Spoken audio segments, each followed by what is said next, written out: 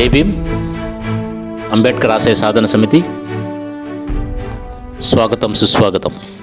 Doctor BR Ambedkar అస్తమించని మేధో సూర్యుడు. అంబేద్కర్కి పూర్వం, అంబేద్కర్ తర్వాత భారతదేశాన్ని మనం లెక్కించాల్సి ఉంటుంది. అంబేద్కర్కి పూర్వం భారతదేశం మనుస్మృతి రాజ్యం, బ్రాహ్మణాధిపత్య రాజ్యం, లౌకికేతర రాజ్యం, అప్రజాస్వామిక రాజ్యం, నియంతత్వ రాజ్యం. డాక్టర్ బిఆర్ అంబేద్కర్ జన్మించిన 10 సంవత్సరముల నుండి భారతదేశం రూపురేఖలను మార్చేయడానికి ఆయన కృషి చేసి లౌకిక ప్రజాస్వామిక సామ్యవాద దేశంగా మార్చివేశారు. ఆయన శిల్పించిన దేశమే భారతదేశం. ఆయన భారత రాజ్యాంగ శిల్పంలో ప్రపంచ మానవతా సూత్రాలన్నీ ఇమిడి ఉన్నాయి. లౌకిక భావన ప్రజాస్వామ్య వ్యవస్థలోని స్వేచ్ఛ, సమానత్వ, సౌభ్రాతత్వములను భారత రాజ్యాంగం ద్వారా భారత ప్రజలకు లభించడానికి కారకులయ్యారు. కులాతీత మతాతీత రాజ్యాంగాన్ని రూపొందించి భారతదేశానికి కానుకగా సమర్పించారు. భారతదేశ భవిష్యత్తుకు ఆ రాజ్యాంగమే ఒక దిక్చూసి. డాక్టర్ బిఆర్ అంబేద్కర్ ప్రపంచంలోనే పేరెన్నిక కన్న మేధావి, తత్వవేత్త, మేధావి, దార్శనికుడు అని ఎవరని అంటారు.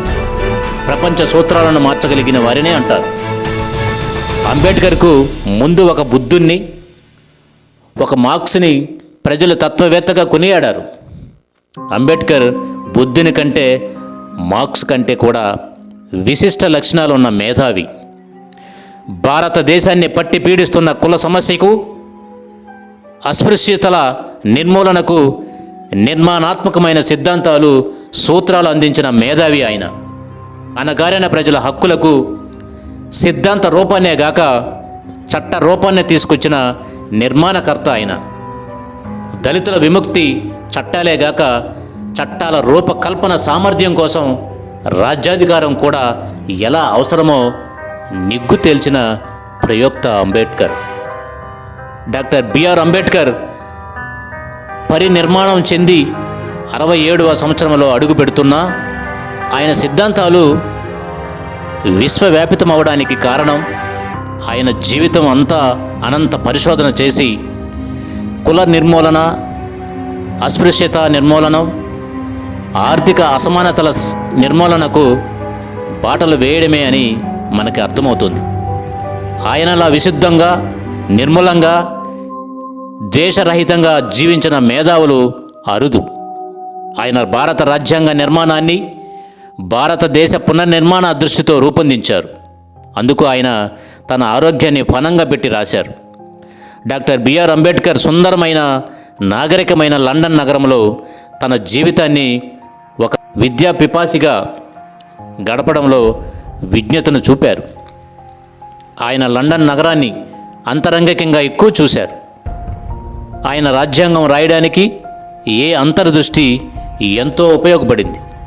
నగరాలు ఏర్పడ్డాయి, నాగరికతలు ఎలా ఏర్పడ్డాయి, చారిత్రకంగా వాటి ప్రాధాన్యత ఏమిటి అని, ఎప్పుడు ఎలా అత్యున్నత స్థాయికి వెళ్ళాయి, ఎలా శైథిల్యమయ్యాయి, అందుకు గల అంతరంగిక బహిరంగ కారణాలు ఏవి, ఈ దృష్టితో అంబేద్కర్ తను నివసించిన నగరాలను చూశారు.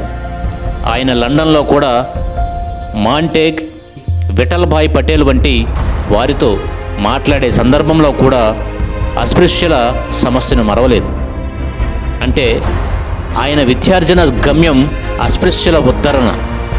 అది దళిత విద్యావంతులలో ఉండాల్సిన ఆదర్శం. దళిత విద్యార్థులు ఆ నిర్దేశత నుండి తప్పితే అంబేద్కర్ మార్గాన్ని నిరోధించిన వారే అవుతారు. ఈ సత్యాన్ని ప్రతి అంబేద్కర్ వాది గుర్తించుకోవాలి. ఆయన లండన్లో ఉన్నప్పుడు కూడా ఆయన మనస్సు భారతదేశ అస్పృశ్య సమాజం మీదే ఉండేది. భారతదేశంలో అస్పృశ్యుల కోసం పనిచేస్తున్న సంఘాలు ఏమి చేస్తున్నాయని ఆయన ఎప్పటికప్పుడు తెలుసుకుంటూ ఉండేవారు.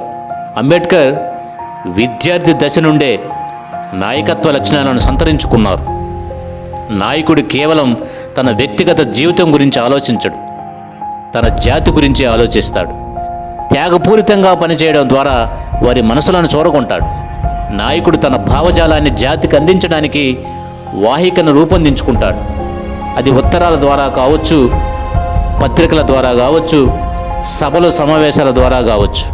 ఆ సందేశం వ్యక్తిగతమైంది కాక, స్వార్థపూరితమైంది కాక, జాతి శ్రేయస్సు కొరకైతే ఆ జాతి ప్రజలు ఆ నాయకుడిని గుర్తిస్తారు.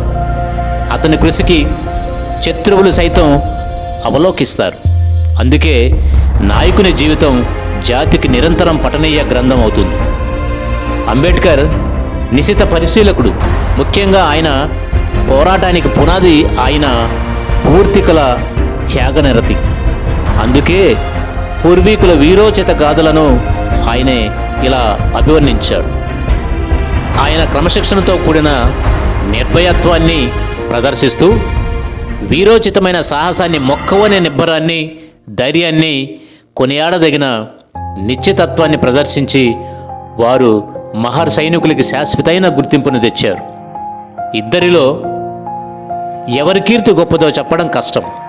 అది భారతీయ సైనికులదో లేక అంతటి విధేయతను, విశ్వాసాన్ని పొందేలా వ్యవహరించిన బ్రిటిష్ ఆఫీసర్లదా? భారతీయ సైనికులలో అధికులు మహర్లు అంటూ మేజర్ జేటి గోర్మన్ తన historical record of the 2nd battalion 4th Bombay గ్రెనడీర్స్లో పేర్కొన్నారు. ఆనతి కాలంలోనే కోరేగాం చర్యకున్న ప్రాముఖ్యతను గుర్తించారు.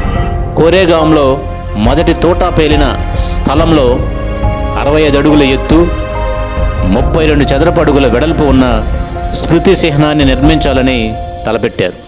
దీనికి 1821 మార్చి 26న పునాదిరాయి వేశారు. ఈ దళం సాహసానికి స్మృతిగా ఈ స్తూపాన్ని నిర్మించారు. ఈ సాహసాన్ని కొనసాగించే ఉద్దేశంతో దీనిని నెలకొల్పారు. ఈ చిహ్నంపై యుద్ధ క్షేత్రంలో మరణించిన, గాయపడిన వారి పేర్లను చెక్కాలని నిర్ణయించారు. భారతీయ సైన్యానికి అని చెక్కిన ప్రత్యేక మెడల్ 1851లో జారీ అయింది. కిర్కీ కొరేగాం జ్ఞాపకార్థం ఆ మెడల్ 2 వైపులా వారి పేర్లు చెక్కారు. బాంబే ఆర్మీ ఆపరేషన్లలో మహర్లు పాల్గొనడం కొనసాగించారు. వారికి వృత్తి పట్ల అచంచలమైన నిబద్ధత, సాహసాలను ఇది రుజువు చేస్తోంది. వారు ఖదియవార్ 1826, ముల్తానా గుజరాత్ 1849, కాందహార్ 1880 యుద్ధ క్షేత్రాలలో సాహసోపేతమైన పోరాటంతో గొప్ప పేరు ప్రఖ్యాతులను సంపాదించారు. పెర్షియా యుద్ధం 1856-57లో బాంబే ఆర్మీ పాల్గొన్నది. ఈ సేనలకు చెందిన సైనికులు చైనా 1860, ఆడెన్ 1865, అబిసినియా 1867లకు వెళ్ళారు.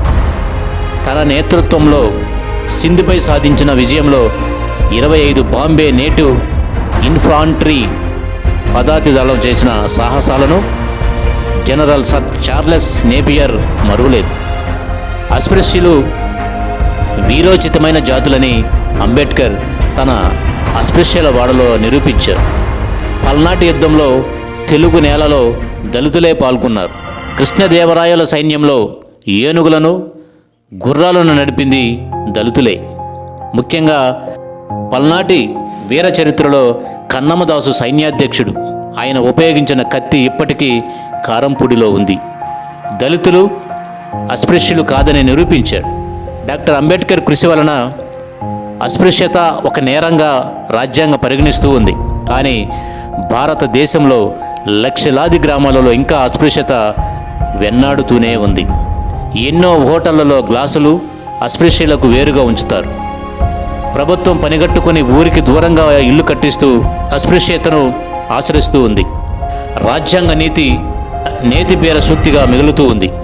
డాక్టర్ అంబేద్కర్ రాజ్యాంగ చర్చల సందర్భంగా సోషలిస్టు సిద్ధాంతాల నుండి రూపొందిందని, శాసనాధికారం నుండి సోషలిజాన్ని సాధించాలని పేర్కొనడం జరిగింది. కానీ ఆచరణలో ధనస్వామిక శక్తుల అభివృద్ధికి ప్రభుత్వం పాటుపడుతూ ఉంది. భారత రాజ్యాంగంలో 21వ ఆర్టికల్ను వివరిస్తూ డాక్టర్ అంబేద్కర్ ప్రభుత్వ సొమ్మును మత బోధకులకు, మత కార్యకలాపాలకు ఉపయోగించరాదు, మత బోధలకు సంబంధించి స్వయంగా లేక ప్రైవేటు సంస్థల ద్వారా ప్రభుత్వ ఖజానా డబ్బును ఖర్చు చేయడానికి వీలు లేదు అని స్పష్టం చేశారు. దీనికి పూర్తిగా భిన్నంగా ఈనాడు జరుగుతూ ఉంది. ప్రభుత్వ ప్రచార సాధనాలైన రేడియో, టీవీ మొదలైన వాటిలో మత ప్రచారం చేయడం రాజ్యాంగ విరుద్ధం. ఆనాడు డాక్టర్ అంబేద్కర్ వివరించిన దానికి పూర్తి భిన్నంగా జరుగుతూ ఉంది. సెక్యులరిజం అంటే మత ప్రమేయం లేని రాజ్యం అని అర్థం. ఈనాడు ప్రభుత్వం పూర్తిగా మతపరంగా వ్యవహరిస్తూ ఉంది.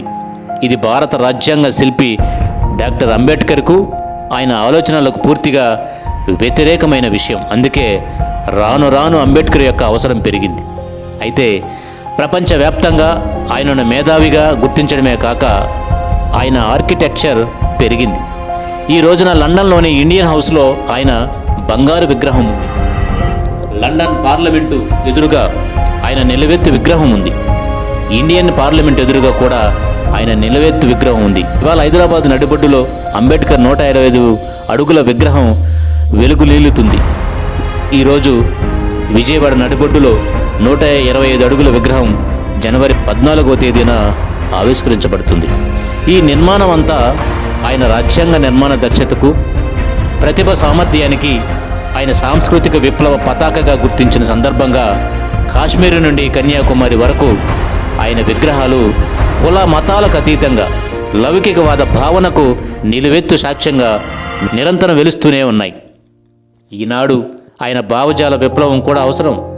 మనందరం ఆయన వర్ధంతికి నివాళిగా ఆయన సిద్ధాంతాలకై కుల నిర్మూలన, అస్పృశ్యత నివారణ, ఆర్థిక సమత, మానవ హక్కుల పోరాట దీక్షలతో, బహుజన సాధికారిత, రాజ్యాధికార భావనలతో ముందుకెళ్లాల్సిన చారిత్రక సందర్భం ఇది. అందుకే ఈ వర్ధంతికి ఆయన వెలుగుల బాటలో నడుద్దాం, సమతా సామ్రాజ్యాన్ని నిర్మిద్దాం. ఆయన మనుధర్మశాస్త్రాన్ని దూరంగా పెట్టి కాల్చేసి ఈ ధర్మశాస్త్రమే మనల్ని అంటరాని వాడిగా చూస్తుందని చెప్పి భావించి మనుధర్మశాస్త్రాన్నే మంట గలిపినటువంటి బాబాసాహెబ్ అంబేద్కర్ ఒక సూర్యుడు. ఆ వెలుగులో మనం ఉండాలి. ఆ యొక్క కాంతి కిరణాలతోటి మనం మన జాతి ప్రజల్లో వెలుగులు నింపాలి. అలాంటి భావనతోటి అంబేద్కర్ వారసులుగా మనందరం అసమానతల మీద, కులాల మీద పోరాటం చేయాల్సినటువంటి అవసరం ఉంది.